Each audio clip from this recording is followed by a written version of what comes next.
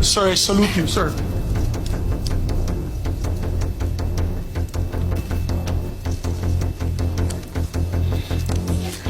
To the others, my dear friends, my heart is broken.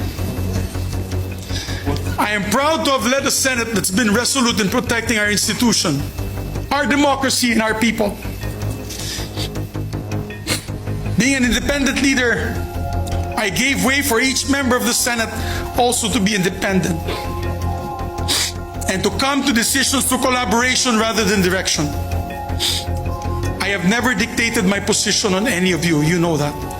I've always supported your independence, which is probably why I face my demise today. I failed to follow instructions from the powers that be. Simple as that.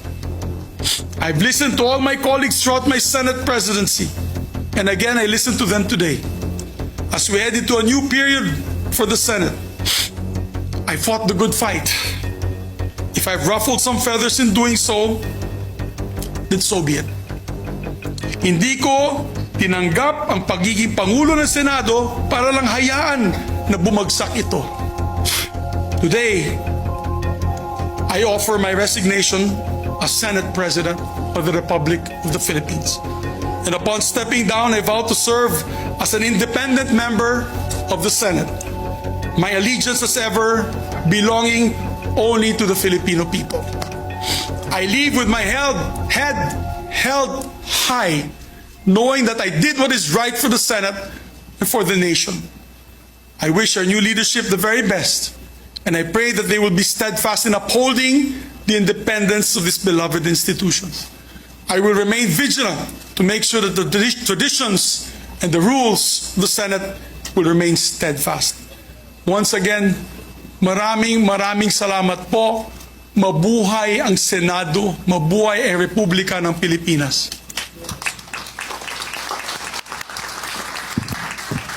Thank you very much, Senate President Juan Miguel Zubiri, for your heartfelt speech. We are grateful for your service to the institution. Thank you for your service to the nation. Thank you for a job well done, Senate President Juan Miguel Zubiri. Session is suspended. And so today, Madam President, I tender my resignation because the greater cause outweighs my personal interest. Maraming salamat po, Madam President. I would just like to manifest that I'm also resigning as chairperson of the Committee on Accounts and Tourism and Ethics. Thank you, Madam President. But at the same time, I'd like to also tender my resignation as the chairperson of the Committee on Finance, the chairperson of the Committee on Youth, and the chairperson of the Subcommittee on Constitutional Amendments, in order to give the new leadership a free hand to choose who they wish to fill up these positions. And I thank our colleagues for the chance to serve them for the last 5 years. I would like to resign, of course, to give the new leadership a free hand in reorganizing the Senate leadership.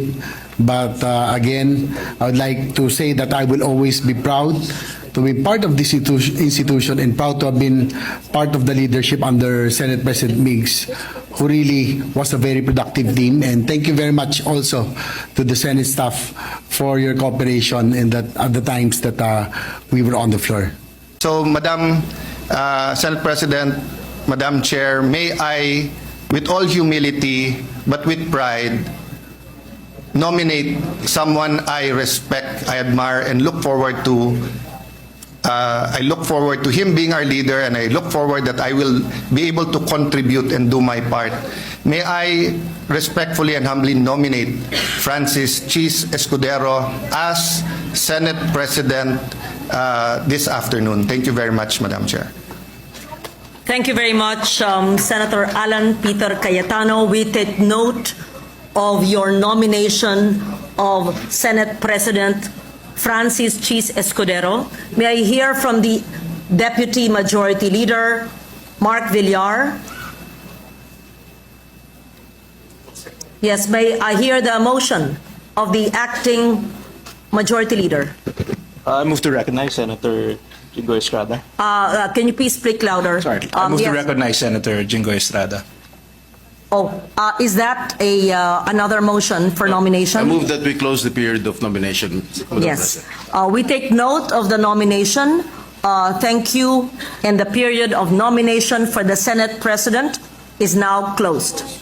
Hearing no objection, hearing none, the motion for nomination of the Senate President of the Philippine Senate is now closed.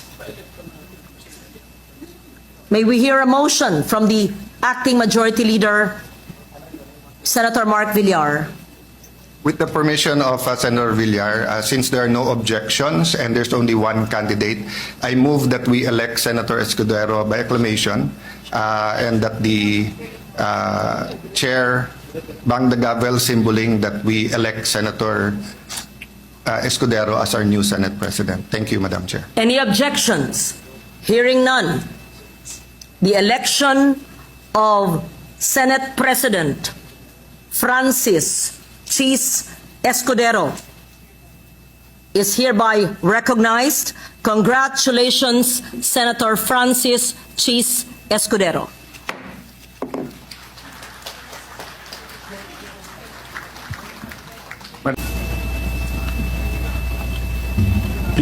Please raise your right hand and repeat after me. I state your name.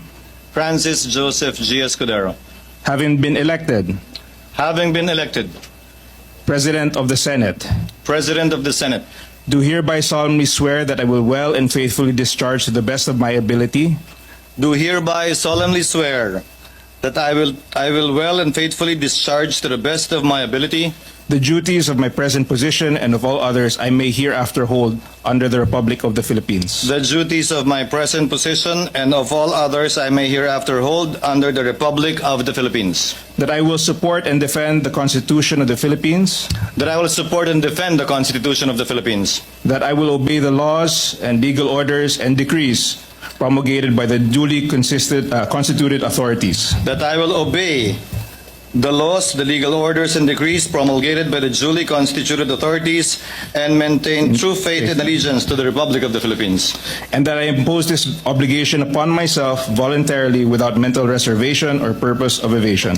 And that I impose this obligation upon myself voluntarily without mental reservation or purpose of evasion. So help me God. So help me God.